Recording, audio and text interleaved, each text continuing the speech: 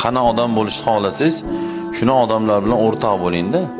Agar sinfdoshlaringiz, masalan, qimor o'ynaydigan, nasha chekadigan, ichadigan bolalarni sinfdoshlar bo'lsa ham o'tirmay qo'ying. Sabab bugun bo'lmasa ertaga siz ham shu ishni qiladigan bo'lib qolasiz-da. Ahamiyat beringlar-da, shuna bolalar bor, hammasi sinfdosh, hech kim ichmaydi. Nimaga ichida bitta ichadiganga 18 tasi yo'qad deydi. Lekin shuna sinfdoshlar bor, 18 tasi ichadi, bittasi ichmaydi. 18 taga "Ho'y" desam, "Nek qaraganda xo'p bo'ladi" deydi, o'zi quyib beradi. Chunki eng zo'ri nima? O'sha 18 tani kechib ko'rish kerak. Goodbye deyish kerak.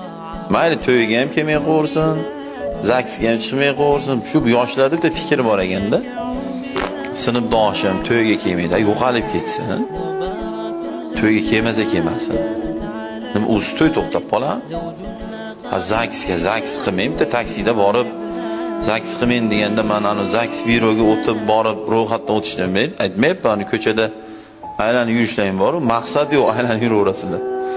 Qayerga ketyapsizlar, hech kim bilmaydi o'zi.